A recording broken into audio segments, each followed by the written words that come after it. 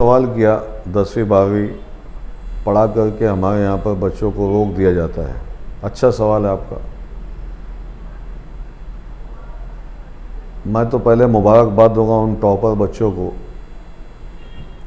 कि जिन्होंने मालेगांव शहर का नाम रोशन किया 10वीं और 12वीं में, और उन तलबा और तालबात को भी जो 10वीं और 12वीं के एग्ज़ाम में पास हुए।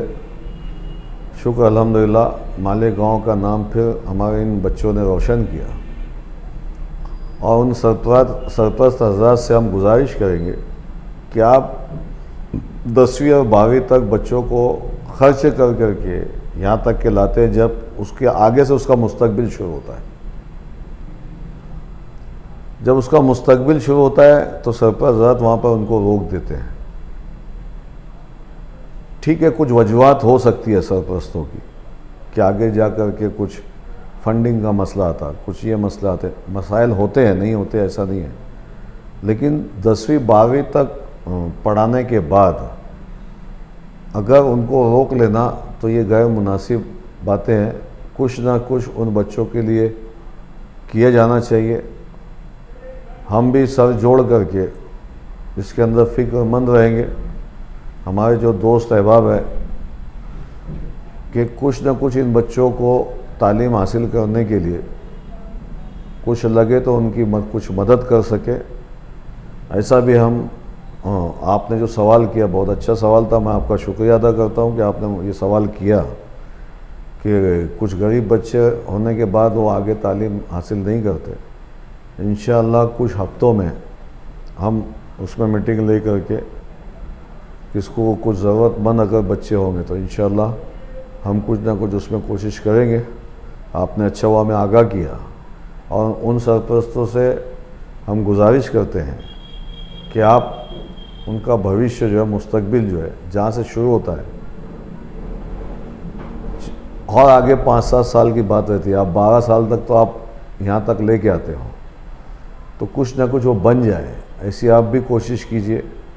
इंशाल्लाह हम सब मिलकर भी कोशिश करेंगे आइंदा के लिए। इतना ही मैं आपके चैनल के तौर से बोल रहा हूँ। अस्सलाम वालेकुम, मैं Sameer sir Zohan educational and social foundation की जानिब से उन तमाम बच्चों को दिलखुलूस मुबारकबाद पेश करता हूँ जिन्होंने हाल ही में 10th और 12th में बहुत बेहतर रिज़ल्ट और कामयाबी पाई।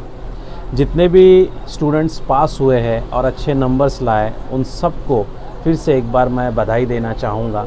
और ये बात ज़रूर कहना चाहूँगा कि हमारे कौम के अंदर अब जो बेदारी तालीम को लेकर आ रही है, हमें उसे बरकरार रखना है। क्योंकि आज की तारीख में हम ये देख रहे हैं, क्योंकि हमारा मुकाम अगर हमें हमारी ज़िंदगी को अगर बेहतर बनाना है, हमारा मुकाम अगर हमें आला बनाना है, तो तालीम यही की रास्ता है जिसके ज़रिए से हम आगे बढ़ सकते हैं और हमारा आला मुकाम हासिल कर सकते हैं।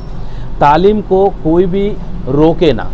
जिन्होंने भी 10 का एग्ज़ाम देकर जिन्होंने जीत हासिल की है, पास हुए हैं, तो उन्होंने आगे की तालीम हासिल करनी चाहिए, मेहनत करनी चाहिए।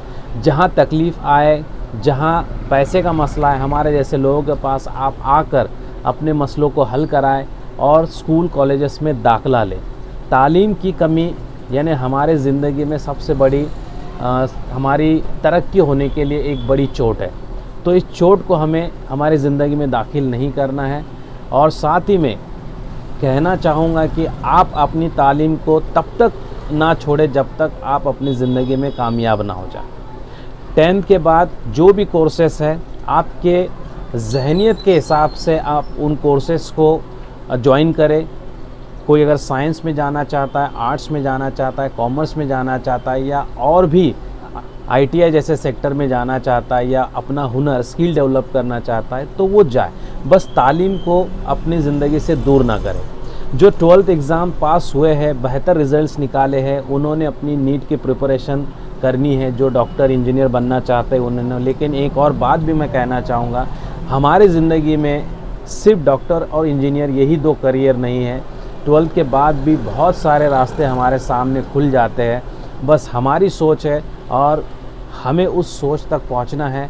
अगर आपको रास्ता नहीं मिल रहा है, गाइडेंस नहीं मिल रहा है, तो आप हमारे जैसे टीचर्स या सीनियर टीचर्स के पास जाके उनसे रहबरी ले, उनसे मालूमात ले, जो भी करियर को लेकर अलग अलग फील्ड है उस जगह कैसे पहुंचा जा सकता है उसके बारे में मालूमात हासिल करें। और सबसे अहम बात, हमारी तालीम जो है आज की तारीख में अलग अलग कोर्सेस, इनके सहारे हम आला मुकाम तक पहुंच सकते हैं। हम ये नहीं चाहेंगे कि सिर्फ हम डॉक्टर और इंजीनियर ही बनते जाएं। आज बहुत अच्छी अच्छी फील्ड्स है। आज हमारे समाज के लिए वकीलों की ज़रूरत है, जजेस की ज़रूरत है, आईएएस ऑफिसर्स की ज़रूरत है, आईपीएस की ज़रूरत है। आज हमारे कौम के लोग मिलिट्री में हो, पुलिस में हो या आईटी सेक्टर में हो, इतनी ज़्यादा फील्ड है, बिज़नेस में हो, हर जगह अगर वो जाते हैं तो कामयाबी हासिल करेंगे। तो चाहेंगे और अल्लाह से भी दुआ करेंगे कि हमारे तमाम ही भारत मुल्क के बच्चे तरक्की करें और ख़ुसूसी हमारी जो कौम पिछड़ी है उस कौम को आगे आने का मौका मिले और वो अपनी तरक्की तालीम को लेके करते रहे। बस मैं वालिदैन से भी ये गुजारिश यहाँ करना चाहूँगा कि अपने बच्चों को अपना पेट काट कर पढ़ाएं, उसमें कोई भी कॉम्प्रोमाइज़ ना करें।